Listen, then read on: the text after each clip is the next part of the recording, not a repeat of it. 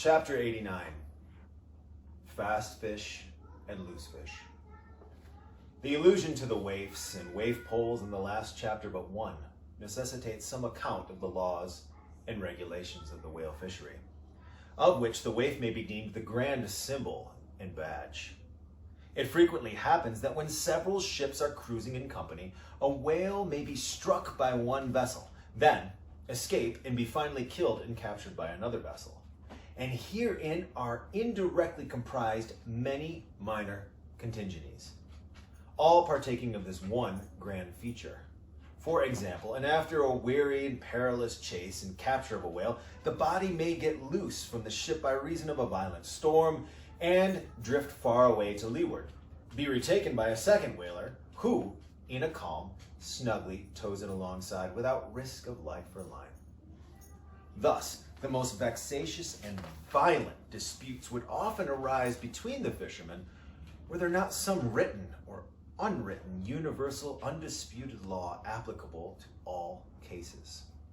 Perhaps the only formal whaling code authorized by legislative enactment was that of Holland. It was decreed by the States General in AD 1695. But though no other nation has ever had any written whaling law, yet the American fishermen have been their own legislators and lawyers in this matter. They have provided a system for which terse comprehensiveness surpasses Justinian Pandects and the bylaws of the Chinese Society for the suppression of meddling with other people's business. Yes, these laws might be engraven on a Queen Anne's farthing or the barb of a harpoon and worn round the neck, so small are they. Article 1. A fast fish belonged to the party fast to it. Article 2. A loose fish is fair game to anybody who can soonest catch it. But what plays the mischief with this masterly code and the admirably brevity of it, which necessitates a vast volume of commentaries to expound it? First, what is a fast fish? Alive or dead, a fish is technically fast when it is connected with an occupied ship or boat by any medium at all controllable by the occupants or occupant. An oar, a 9-inch cable, a telegraph wire, or a strand of cobweb, it is all the same. Likewise, a fish is technically fast when it bears a waif or any recognized symbol of possession, so long as the party waifing it plainly evince their ability at any time to take it alongside, as well as their intentions so to do. These are scientific commentaries, but the commentaries of the whalemen themselves sometimes consist in hard words and harder knocks that coke upon Littleton of the fist. True, among the more upright and honorable whalemen, allowances are always made for peculiar cases, where it would be an outrageous moral injustice for one party to claim possession of a whale previously chased or killed by any other party. But others are by no means so scrupulous.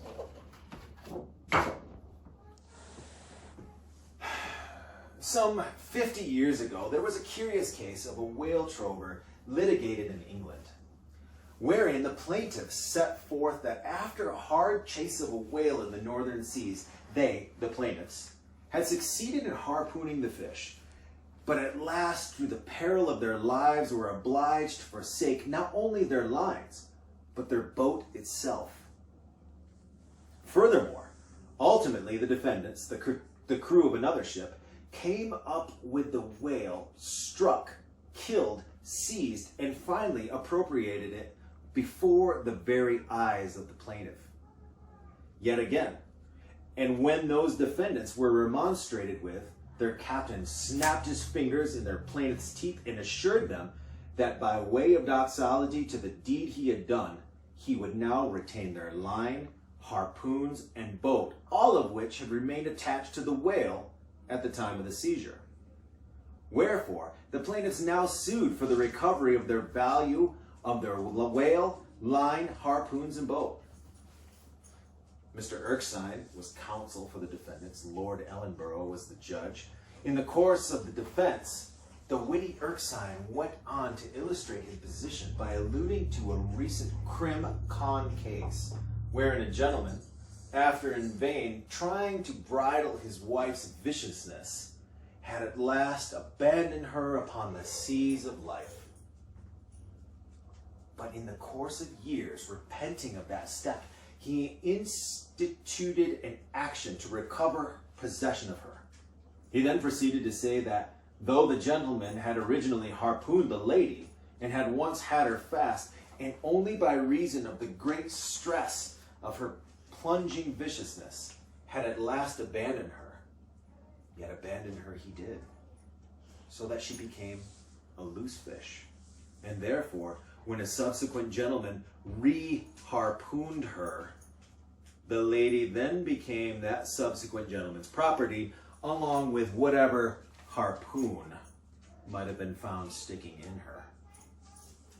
Now, in the present case, Erskine contended that the examples of the whale and the lady were reciprocally illustrative of each other.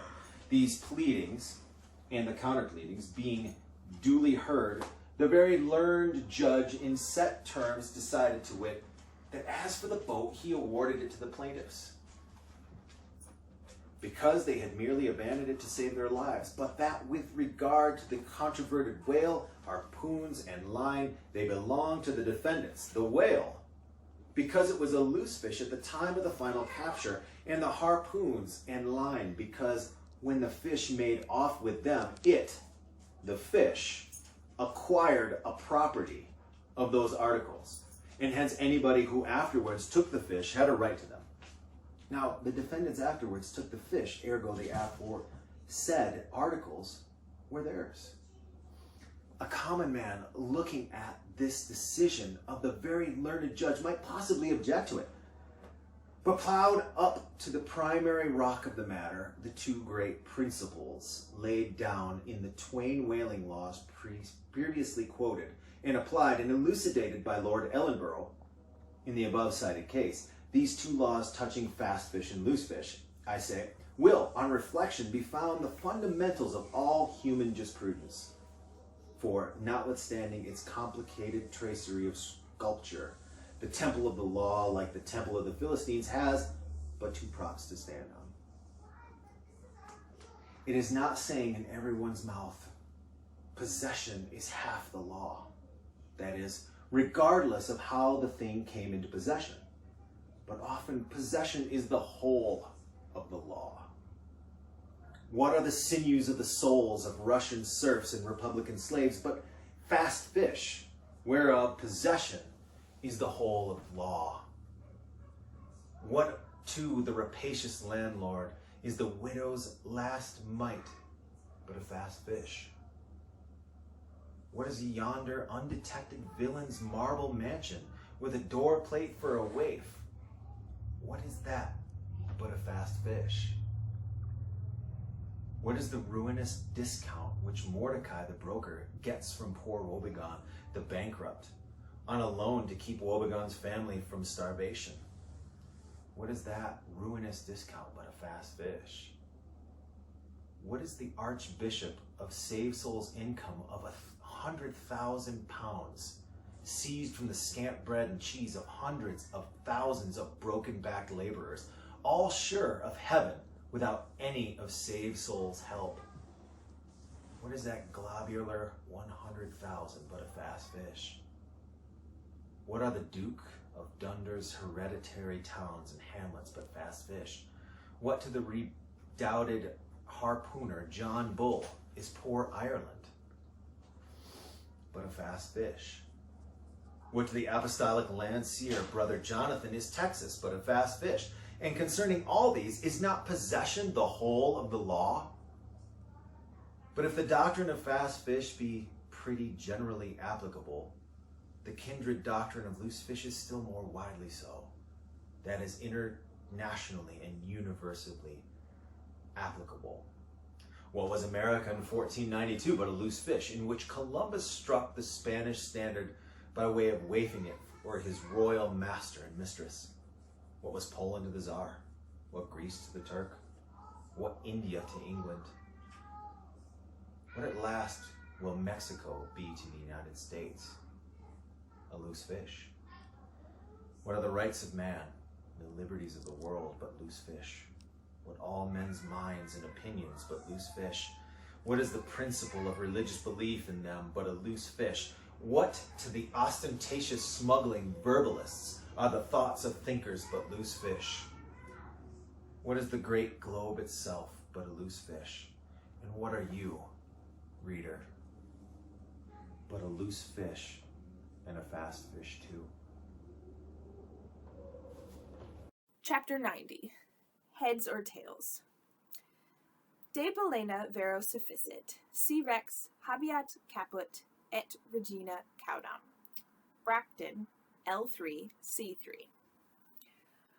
Latin from the books of the laws of England, which, taken along with the context, means that of all the whales captured by anybody on the coast of that land, the king, as honorary grand harpooner, must have the head, and the queen be respectfully presented with the tail. A division which, in the whale, is much like halving an apple. There is no intermediate remainder. Now, as this law, under a modified form, is to this day in force in England, and as it offers in various respects a strange anomaly touching the general law of fast and loose fish, it is here treated in a separate chapter. On the same courteous principle that prompts the English railways to be at the expense of a separate car, specially reserved for the accommodation of royalty. In the first place, in curious proof of the fact that the above-mentioned law is still in force, I proceed to lay before you a circumstance that happened within the last 2 years.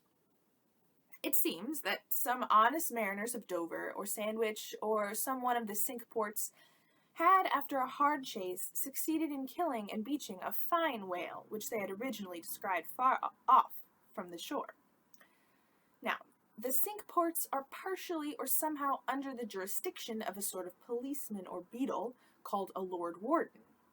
Holding the office directly from the Crown, I believe, all the royal emoluments incident to the Cinque Port territories become, by assignment, his. By some writers, this office is called a cinquier, but not so.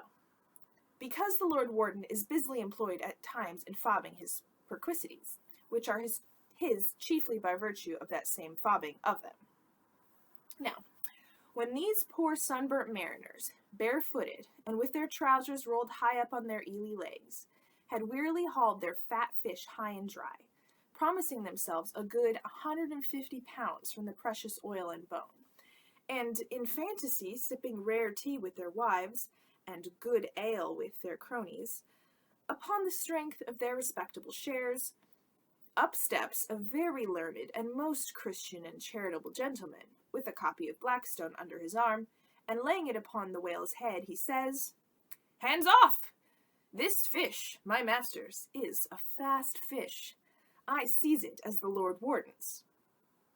Upon this, the poor mariners, in their respectful consternation, so truly English, knowing not what to say, fall to vigorously scratching their heads all round, meanwhile ruefully glancing from the whale to the stranger. But that did in no wise mend the matter, or at all soften the hard heart of the learned gentleman with the copy of Blackstone. At length one of them, after long scratching about for his ideas, made bold to speak. "Please, sir, who is the Lord Warden?" "The Duke." "But the Duke had nothing to do with taking this fish." "It is his." "We have been at great trouble and peril and some expense, and is all that to go to the Duke's benefit? We getting nothing at all for our pains but our blisters?" "It is his." "Is the Duke so very poor as to be forced to this desperate mode of getting a livelihood?" "It is his." "I thought to relieve my old bedridden mother by part of my share of this whale." "It is his." "Won't the Duke be content with a quarter or a half?" "It is his." In a word, the whale was seized and sold, and his Grace the Duke of Wellington received the money. thinking that viewed in some particular lights, the case might, by a bare possibility, in some small degree be deemed, under the circumstances, a rather hard one. An honest clergyman of the town respectfully addressed a note to his grace, begging him to take the case of those unfortunate mariners into full consideration.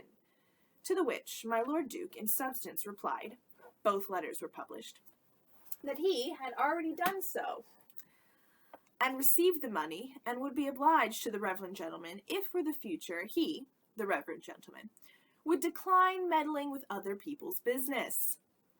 Is this the still militant old man, standing at the corners of the three kingdoms, on all hands coercing alms of beggars? It will readily be seen that in this case the alleged right of the Duke to the whale was a delegated one from the sovereign. We must needs inquire then on what principle the sovereign is originally invested with that right. The law itself has already been set forth. But Plowden gives us the reason for it. Says Plowden, the whale so caught belongs to the king and queen because of its superior excellence. And by the soundest commentators, this has ever been held a cogent argument in such matters. But why should the king have the head and the queen the tail? A reason for that, ye lawyers! In his treatise on Queen Gold, or Queen Pin Money, an old King's Bench author, one William Prynne, thus discourseth. Ye tail is ye queen's, that ye queen's wardrobe may be supplied with ye whalebone. Now, this was written at a time when the black limber bone of the Greenland or right whale was largely used in ladies' bodices. But this same bone is not in the tail. It is in the head, which is a sad mistake for a sagacious lawyer like Prynne. But is the queen a mermaid to be presented with a tail? An allegorical meaning may lurk here. There are two royal fish, so styled by the English law writers, the whale and the sturgeon, both royal property under certain limitations, and nominally supplying the 10th branch of the Crown's ordinary revenue. I know not that any other author has hinted of the matter, but by inference it seems to me that the sturgeon must be divided in the same way as the whale, the king receiving the highly dense and elastic head peculiar to that fish, which, symbolically regarded, may possibly be humorously grounded upon some presumed congeniality.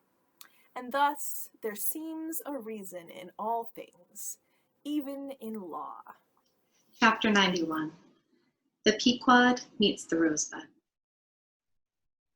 In vain it was to rake for ambergris in the paunch of this Leviathan, insufferable fetter denying that inquiry. Sir Thomas Browne. It was a week or two after the last whaling scene recounted, and when we were slowly sailing over a sleepy, vapory midday sea, that the many noses on the Pequod's deck proved more vigilant discoverers than the 3 pairs of eyes aloft. A peculiar and not very pleasant smell was smelt in the sea. "I will bet something now," said Stubb, "that somewhere hereabouts are some of those drugged whales we tickled the other day. I thought they would keel up before long." Presently the vapors in advance slid aside, and there in the distance lay a ship whose furled sails betokened that some sort of whale must be alongside. As we glided nearer, the stranger showed French colors from his peak, and by the eddying cloud of vulture seafowl that circled and hovered and swooped around him, it was plain that the whale alongside must be what the fishermen call a blasted whale. That is, a whale that has died unmolested on the sea, and so floated an unappropriated corpse. It may well be conceived what an unsavory odor such a mass must exhale, worse than an Assyrian city in the plague, when the living are incompetent to bury the departed. So intolerable indeed is it regarded by some that no cupidity would persuade them to moor alongside of it. Yet there are those who will still do it, notwithstanding the fact that the oil obtained from such subjects is of a very inferior quality, and by no means of the nature of attar of rose. Coming still nearer with the expiring breeze, we saw that the Frenchman had a second whale alongside. And this second whale seemed even more of a nosegay than the first. In truth, it turned out to be one of those problematic whales that seem to dry up and die with a sort of prodigious dyspepsia or indigestion, leaving their defunct bodies almost entirely bankrupt of anything like oil. Nevertheless, in the proper place we shall see that no knowing fisherman will ever turn up his nose at such a whale as this. However, he may shun blasted whales in general. The Pequod had now swept so nigh to the stranger that Stubb vowed he recognized his cutting spade pole entangled in the lines that were knotted round the tail of one of these whales. There's a pretty fellow now, he banteringly laughed, standing in the ship's bows. There's a jackal for ye. I well know that these crappos of Frenchmen are but poor devils in the fishery, sometimes lowering their boats for breakers, mistaking them for sperm whale spouts. Yes, and sometimes sailing from their port with their hold full of boxes of tallow candles and cases of snuffers, foreseeing that all the oil they will get won't be enough to dip the captain's wick into. Aye, we all know these things, but look-ye, here's a crapo that is content with our leavings, the drugged whale there, and is content with scraping the dry bones of that other precious fish he has there. Poor devil. I say, pass around the hat, someone, and let's make him a present of a little oil for dear charity's sake. For what oil he'll get from that drugged whale there wouldn't be fit to burn in a jail. No, not in a condemned cell.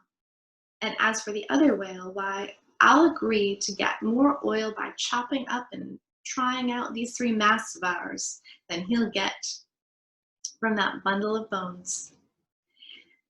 But now that I think of it, it may contain something worth a good deal more than oil. Yes, ambergris. I wonder now if our old man has thought of that. It's worth trying. Yes, I'm in for it. And so saying, he started for the quarterdeck. By this time, the faint air had become a complete calm, so that whether or no, the Pequod was now fairly entrapped in the smell, with no hope of escaping except by its breezing up again. Issuing from the cabin, Stubb now called his boat's crew and pulled off for the stranger. Drawing across her bow, he perceived that in accordance with the fanciful French taste, the upper part of her stem piece was carved in the likeness of a huge drooping stalk, was painted green, and for thorns had copper spikes projecting from it here and there, the whole terminating in a symmetrical folded bulb of bright red color.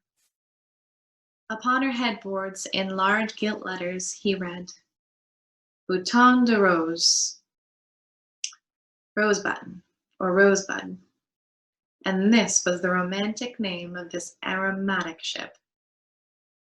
Though Stubb did not understand the bouton part of the inscription, yet the word rose and the bulbous figurehead put together sufficiently explained the whole to him. A wooden rosebud, eh? He cried with his hand to his nose. That will do very well, but how like all creation it smells. Now, in order to hold direct communication with the people on the deck, he had to pull round the bows to the starboard side and thus come close to the blasted whale, and so talk over it. Arrived then at this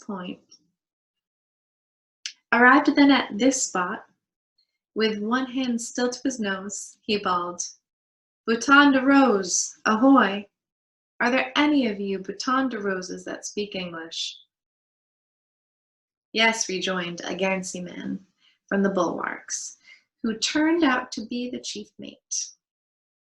Well then, my Bouton de Rosebud, have you seen the white whale? What whale? The white whale, a sperm whale. Moby-Dick, have you seen him? Never heard of such a whale. Cachalot blanche, white whale, no. Very good then, goodbye now, and I'll call again in a minute. Then rapidly pulling back towards the Pequod, and seeing Ahab leaning over the quarterdeck rail waiting his report, he molded his 2 hands into a trumpet and shouted, "No, sir, no." Upon which Ahab retired, and Stubb returned to the Frenchman. He now perceived that the Guernsey man, who had just gone into the chains and was using the cutting spade, had slung his nose into a sort of a bag. "What's the matter with your nose there?" said Stubb. "Broke it? I wish it was broken, or that I didn't have any nose at all," answered the Guernsey man, who did not seem to relish the job he was at very much. "But what are you holding yours for?" "Oh, nothing. It's a wax nose. I have to hold it on. Fine day, ain't it? Air rather gardeny, I should say. Throw us a bunch of posies, will you, Bouton de Rose?" "What the devil's name do you want here?" roared the Guernsey man, flying into a sudden passion. "Oh, keep cool. Cool? Yes, that's the word. Why don't you pack those whales in ice while you're working at them? But joking aside, though, do you know, Rosebud, that it's all nonsense trying to get any oil out of such whales? As for that dried up one there, he hasn't got a gill in his whole carcass. I know that well enough. But do you see, the captain here won't believe it. This is his first voyage. He was a cologne manufacturer before, but come aboard and mayhap he'll believe you if you won't believe me. And so I'll get out of this dirty scrape." "Anything to oblige ye, my sweet and pleasant fellow," rejoined Stubb. And with that he soon mounted to the deck. There a queer scene presented itself. The sailors in tasseled caps of red worsted were getting the heavy tackles in readiness for the whales. But they worked rather slow and talked very fast, and seemed in anything but a good humor. All their noses upwardly projected from their faces like so many jib booms. Now and then pairs of them would drop their work and run up to the masthead to get some fresh air. Some, thinking they would catch the plague, dipped oakum in coal tar, and at intervals held it to their nostrils. Others, having broken the stems off their pipes almost shored off at the bowl, were vigorously puffing tobacco smoke, so that it constantly filled their olfactories. Stubb was struck by a shower of outcries and anathemas proceeding from the captain's roundhouse abaft, and looking in that direction saw a fiery face thrust from behind the door, which was held ajar from within. This was the tormented surgeon, who, after in vain remonstrating against the proceedings of the day, had betaken himself to the captain's roundhouse, cabinet he called it, to avoid the pest, but still could not help yelling out his entreaties and indignations at times. Marking all this, Stubb augured well for his scheme, and turning to the Guernsey man had a little chat with him, during which the stranger mate expressed his detestation of his captain as a conceited ignoramus who had brought them all into so unsavory and unprofitable a pickle. Sounding him carefully, Stubb further perceived that the Guernsey man had not the slightest suspicion concerning the ambergris. He therefore held his peace on that head, but otherwise was frank and confidential with him, so that the two quickly concocted a little plan for both circumventing and satirizing the captain, without his at all dreaming of distrusting their sincerity. According to this little plan of theirs, the Guernsey man, under cover of an interpreter's office, was to tell the captain what he pleased. But as coming from Stubb, and as for Stubb, he was to utter any nonsense that should come uppermost in him during the interview. By this time their destined victim appeared from his cabin. He was a small and dark, but rather delicate-looking man for a sea captain, with large whiskers and moustache, however, and wore a red cotton velvet vest with watch seals at his side. To this gentleman Stubb was now politely introduced by the Guernsey man, who at once ostentatiously put on the aspect of interpreting between them. "What shall I say to him first?" said he. "Why," said Stubb, "I'm the velvet vest and the watch and seals." You may as well begin by telling him that he looks sort of babyish to me, though I don't pretend to be a judge. He says, monsieur, said the Guernsey man in French, turning to his captain, that only yesterday his ship spoke a vessel whose captain and chief mate with 6 sailors had all died of a fever caught from a blasted whale they had brought alongside. Upon this the captain started and eagerly desired to know more. What now? Said the Guernsey man to Stubb. Why, since he takes it so easy, tell him that now I have eyed him carefully, I'm quite certain that he's no more fit to command a whale ship than a St. Jago monkey. In fact, tell him from me, he's a baboon. He vows and declares, monsieur, that the other whale, the dried one, is far more deadly than the blasted one. In fine, monsieur, he conjures us, as we value our lives, to cut loose from these fish. Instantly the captain ran forward and in a loud voice commanded his crew to desist from hoisting the cutting tackles, and at once cut loose the cables and chains confining the whales to the ship. What now? Said the Guernsey man, when the captain had returned to them.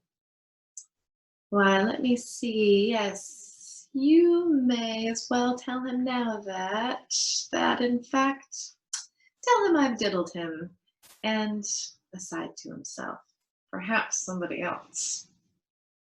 He says, monsieur, that he is very happy to have been any service to us. Hearing this, the captain vowed that they were the grateful parties, meaning himself and mate, and concluded by inviting Stubb down into his cabinet to drink a bottle of Bordeaux. He wants you to take a glass of wine with him, said the interpreter. Thank him heartily, but tell him it's against my principles to drink with the man I've diddled. In fact, tell him I must go. He says, monsieur, that his principles won't admit of his drinking, but that if monsieur wants to live another day to drink, then monsieur had best drop all 4 boats and pull the ship away from these whales, for it's so calm they won't drift.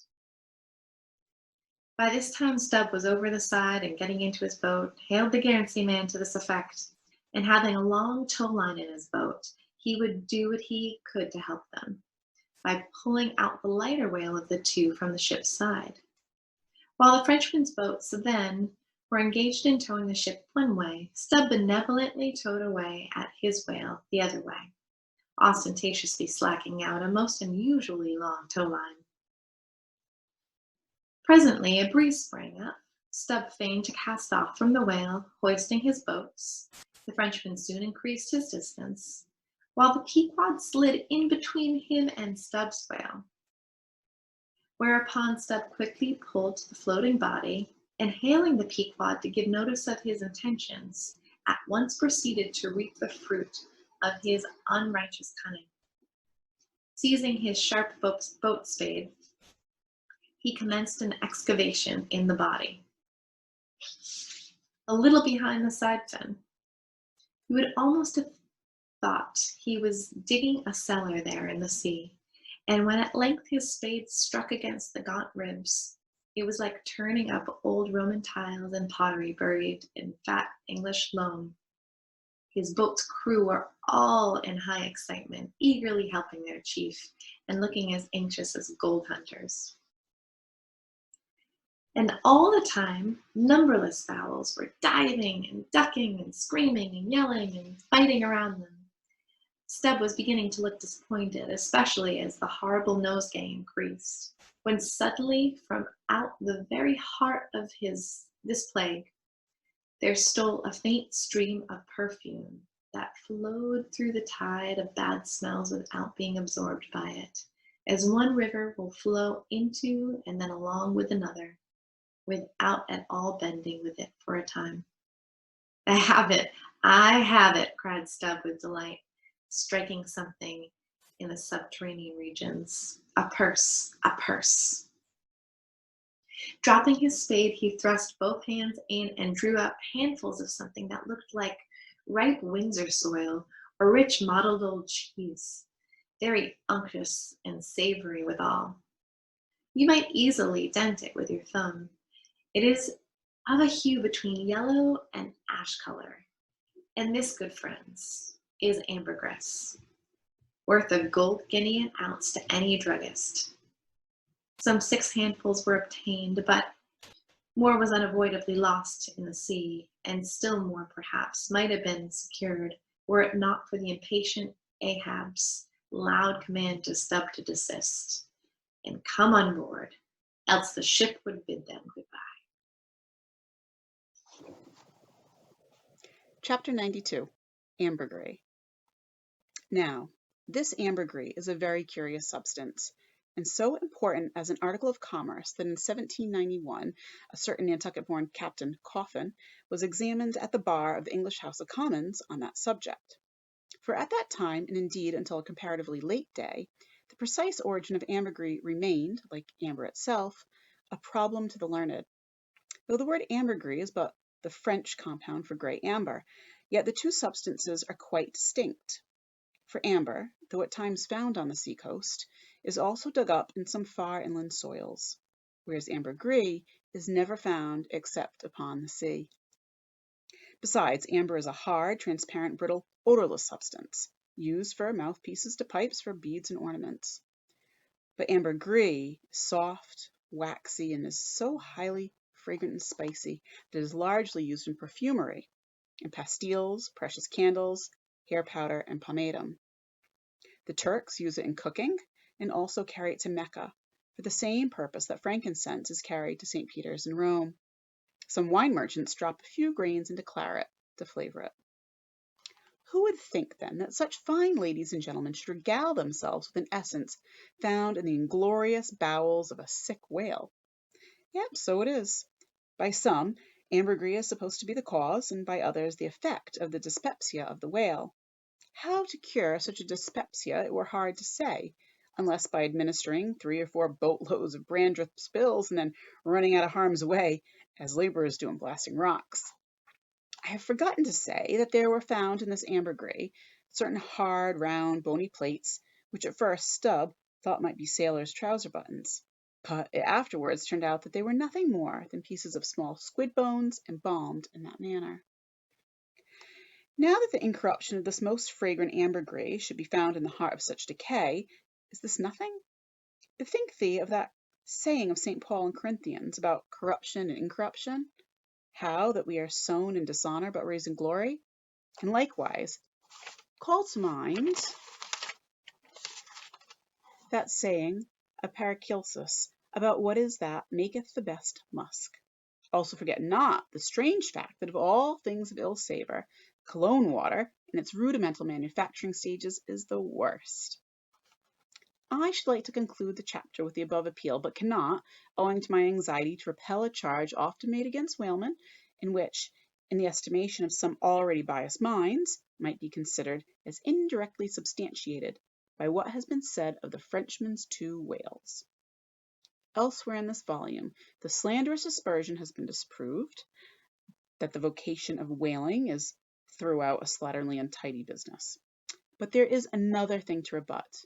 They hint that all whales always smell bad. Now, how did this odious stigma originate? I opine that it is plainly traceable to the first arrival of the Greenland whaling ships in London, more than 2 centuries ago. Because those whalemen did not then, and do not now, try out their oil at sea as the southern ships have always done, but cutting up the fresh blubber in small bits, thrust it through the bungholes of large casks, and carry it home in that manner. The shortness of the season in those icy seas, and the sudden and violent storms to which they are exposed, forbidding any other courses. The consequence is that upon breaking into the hold and unloading one of these whale cemeteries in the Greenland dock, a savor is given forth somewhat similar to that arising from excavating an old city graveyard for the foundations of a lying-in hospital. I partly surmise also that this wicked charge against whalers may be likewise imputed to the existence on the coast of Greenland, in former times, of a Dutch village called Smerenberg, or Smeerenberg, which latter name is the one used by the learned Vogel von Slack in his great work on smells, a textbook on that subject. As its name imports, smear, fat, berg, to put up, This village was founded in order to afford a place for the blubber of the Dutch whale fleet to be tried out, without being taken home to Holland for that purpose. It was a collection of furnaces, fat kettles, and oil sheds, and when the works were in full operation, certainly gave forth no very pleasant savour. But all this is quite different with the South Sea sperm whaler, which in a voyage of 4 years perhaps, after completely filling her hold with oil, does not perhaps consume 50 days in the business of boiling out, and in the state that it is casked, the oil is nearly scentless. The truth is that living or dead, if but decently treated, whales as a species are by no means creatures of ill odor, nor can whalemen be recognized as the people of the Middle Ages affected to deck a Jew in the company by the nose. Nor indeed can the whale possibly be otherwise than fragrant, when, as a general thing, he enjoys such high health, taking abundance of exercise, always out of doors, though it is true, seldom in the open air. I say that the notion and the motion of a sperm whale's flukes above water dispenses a perfume, as when a musk-scented lady rustles her dress in a warm parlor. What then shall I liken the sperm whale to for fragrance, considering his magnitude? Must it not be to that famous elephant with jeweled tusks and redolent with myrrh, which was led out of an Indian town to do honor to Alexander the Chapter Great? 93, The Castaway. It was but some few days after encountering the Frenchman that a most significant event befell the most insignificant of the Pequod's crew. An event most lamentable, and which ended in providing the sometimes madly merry and predestined craft with a living and ever accompanying prophecy of whatever shattered sequel might prove her own. Now in the whale ship, it is not everyone that goes in the boats. Some few hands are reserved called ship keepers, whose province is to work the vessel while the boats are pursuing the whale. As a general thing, these ship keepers are as hardy fellows as the men comprising the boat's crews. But if there happen to be an unduly slender, clumsy, or timorous wight in the ship, that wight is certain to be made a ship keeper. It was so in the Pequod with the little Negro Pippin, by nickname Pip, by abbreviation. Poor Pip. Ye have heard of him before. Ye must remember his tambourine on that dramatic night, so gloomy, jolly. In outer aspect, Pip and Doughboy made a match, like a black pony and a white one, of equal developments, though of dissimilar color, driven in one eccentric span. But while hapless Doughboy was by nature dull and torpid in his intellects, Pip, though over tender-hearted, was at bottom very bright, with that pleasant, genial, jolly brightness peculiar to his tribe. A tribe which ever enjoy all holidays and festivities with finer, freer relish than any other race. For blacks, the year's calendar should show naught but 365 4th of Julys and New Year's days. Nor smile so. While I write this, little black was brilliant, for even blackness has its brilliancy. Behold yon lustrous ebony, paneled in king's cabinets. But Pip loved life and all life's peaceable securities, so that the panic-striking business in which he had somehow unaccountably become entrapped had most sadly blurred his brightness. Though, as ere long will be seen, what was thus temporarily subdued in him, in the end was destined to be luridly illumined by strange wild fires that fictitiously showed him off to 10 times the natural luster with which in his native Tolland County in Connecticut he had once enlivened many a fiddler's frolic on the green, and at melodious eventide with his gay ha-ha had turned the round horizon into one star-belled tambourine. So, though in the clear air of day, suspended against a blue-veined neck, the pure water diamond drop will healthful glow. Yet, when the cunning jeweler would show you the diamond in its most impressive luster, he lays it against a gloomy ground and then lights it up, not by the sun, but by some unnatural gases. Then come out those fiery effulgences, infernally superb. Then the evil blazing diamond, once the divinest symbol of the crystal skies, looks like crown jewels stolen from the king of hell. But let us to the story.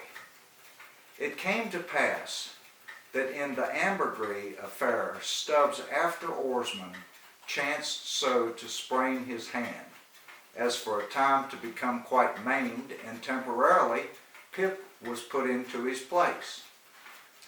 The first time Stubb lowered with him, Pip evinced much nervousness, but happily for that time escaped close contact with the whale, and therefore came off not altogether discreditably, though Stubb, observing him, took care afterwards to exhort him to cherish his courageousness to the utmost, for he might often find it needful. Now, upon the second lowering, the boat paddled upon the whale, and as the fish received the darted iron, it gave its customary rap, which happened, in this instance, to be right under poor Pip's seat. The involuntary consternation of the moment caused him to leap, paddle in hand, out of the boat, and in such a way that part of the slack whale line coming against his chest, he breasted it overboard with him, so as to become entangled in it when at last plumping into the water. That instant the stricken whale started on a fierce run.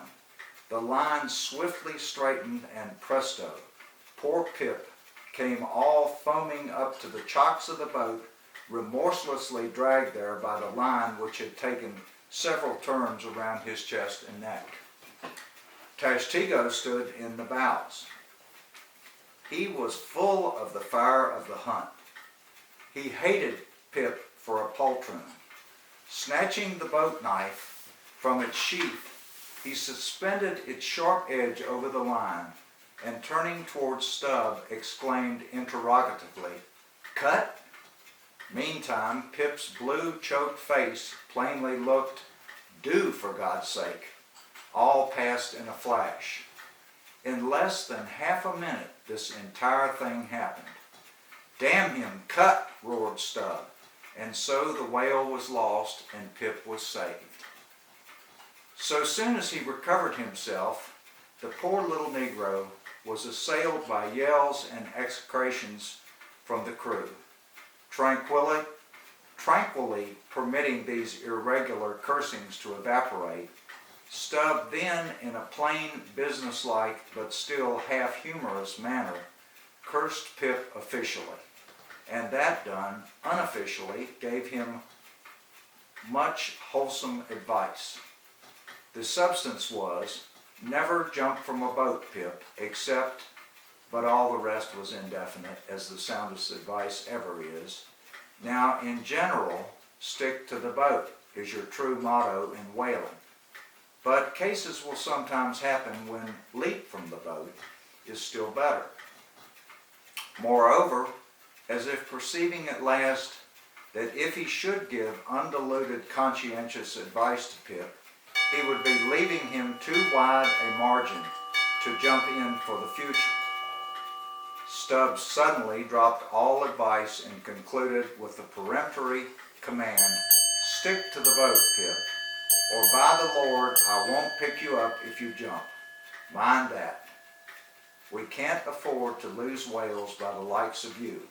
A whale would sell for 30 times what you would, Pip, in Alabama. Bear that in mind and don't jump anymore." Hereby perhaps Stubb indirectly hinted that though man loved his fellow, yet man is a money-making animal, which propensity too often interferes with his benevolence. But we are all in the hands of the gods, and Pip jumped again. It was under very similar circumstances to the first performance. But this time he did not breast out the line, and hence when the whale started to run, Pip was left behind on the sea, like a hurried traveler's trunk. Alas, Stubb was but too true to his word. It was a beautiful, bounteous blue day, the spangled sea calm and cool and flatly stretching away, all round to the horizon like gold beater's skin hammered out to the extremest. Bobbing up and down in that sea, Pip's ebon head showed like a head of cloves. No boat knife was lifted when he fell so rapidly astern. Stubb's inexorable back was turned upon him, and the whale was winged. In 3 minutes, a whole mile of shoreless ocean was between Pip and Stubb. Out from the center of the sea, poor Pip turned his crisp, curling black head to the sun. Another lonely castaway, though the loftiest and the brightest. Now, in calm weather, to swim in the open ocean is as easy to the practiced swimmer as to ride in a spring carriage ashore. But the awful lonesomeness is intolerable. The intense concentration of self in the middle of such a heartless immensity, my God, who can tell it? Mark how when sailors in a dead calm bathe in the open sea, mark how closely they hug their ship and only coast along her sides. But had Stubb really abandoned the poor little Negro to his fate? No, he did not mean to, at least, because there were 2 boats in his wake, and he supposed, no doubt, that they would, of course, come up to Pip very quickly and pick him up.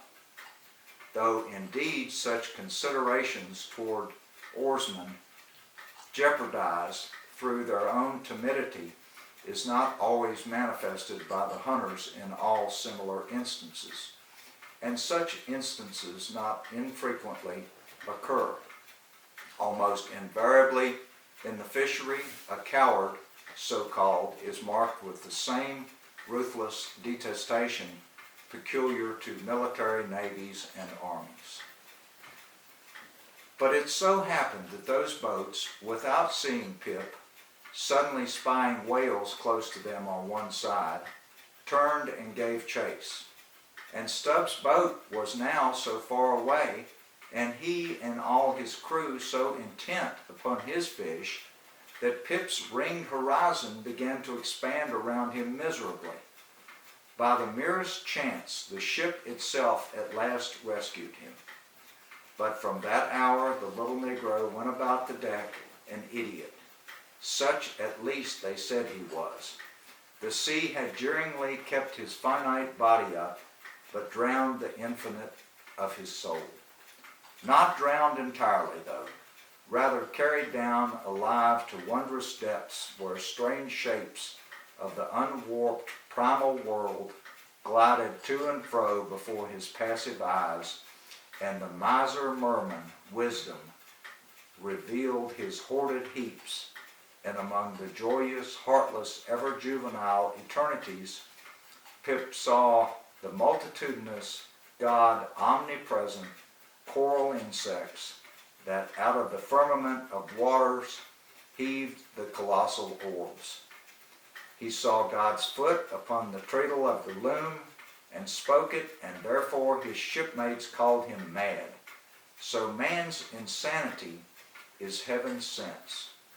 And wandering from all mortal reason, man comes at last to that celestial thought, which to reason is absurd and frantic, and weal or woe feels then uncompromised, indifferent as his God. For the rest, blame not Stubb too hardly. The thing is common, and that fishery, and in the sequel of the narrative, it will then be seen what like abandonment befell myself. Chapter 94, A Squeeze of the Hand. That whale of Stubbs, so dearly purchased, was duly brought to the Pequod's side, where all those cutting and hoisting operations previously detailed were regularly gone through, even to the bailing of the Heidelberg tun or case. While some were occupied with this latter duty, others were employed in dragging away the larger tubs, so soon as filled with the sperm. And when the proper time arrived, this same sperm was carefully manipulated ere going to the try-works, of which anon. It had cooled and crystallized to such a degree that when, with several others, I sat down before a large Constantine's bath of it, I found it strangely concreted into lumps, here and there rolling about in the fluid part. It was our business to squeeze these lumps back into liquid. A sweet and unctuous duty. No wonder that in old times the sperm was such a favorite cosmetic. Such a clearer, such a sweetener, such a softener, such a delicious mollifier. After having my hands in it for only a few minutes, my fingers felt like eels and began, as it were, to serpentine and spiralize.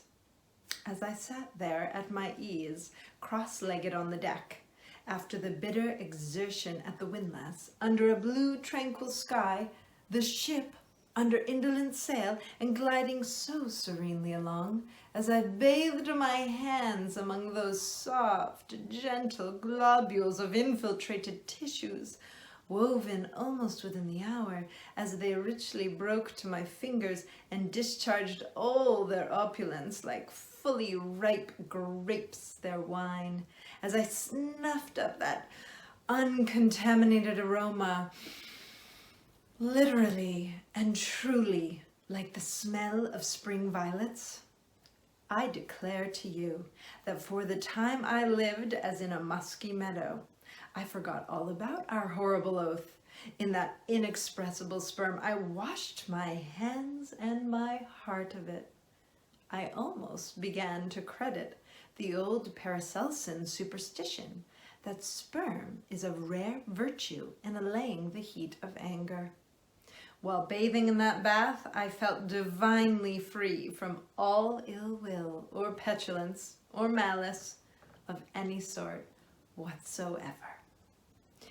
Squeeze, squeeze, squeeze. All the morning long I squeezed that sperm till I myself almost melted into it. I squeezed that sperm till a strange sort of insanity came over me, and I found myself unwittingly squeezing my co-laborer's hand in it, mistaking their hands for the gentle globules. Such an abounding, affectionate, friendly, loving feeling did this avocation beget, that at last I was continually squeezing their hands and looking up into their eyes sentimentally, as much to say, "Oh, my dear fellow beings, why should we longer cherish any social acerbities or know the slightest ill humor or envy? Come, let us squeeze hands all round. Nay, let us all squeeze ourselves into each other. Let us squeeze ourselves universally into the very milk and sperm of kindness." Would that I could keep squeezing that sperm forever. For now, since by many prolonged, repeated experiences, I have perceived that in all cases man must eventually lower, or at least shift, his conceit of attainable felicity, not placing it anywhere in the intellect or the fancy, but in the wife, the heart, the bed, the table, the saddle, the fireside, the country.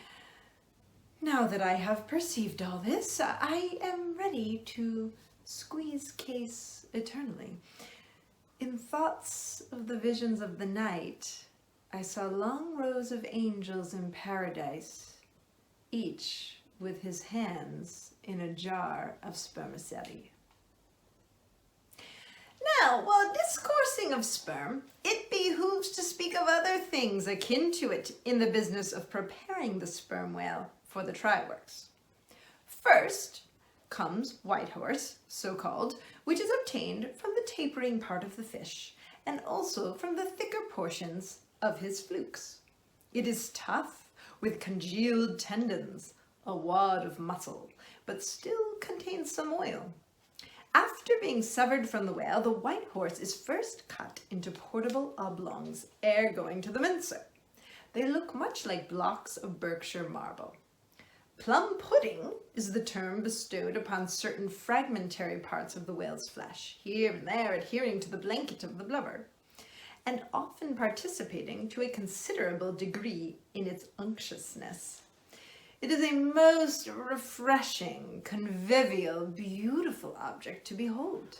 As its name imports, it is of an exceedingly rich mottled tint, with a bestreaked snowy and golden ground dotted with spots of the deepest crimson and purple. It is plums of rubies in pictures of citron.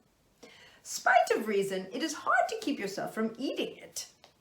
I confess that once I stole behind the foremast to try it.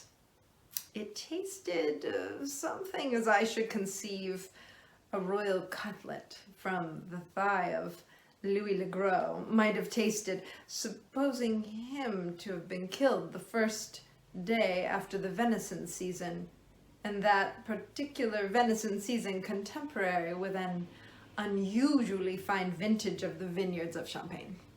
Just like that. There is another substance, and a very singular one, which turns up in the course of this business, but which I feel it to be very puzzling adequately to describe.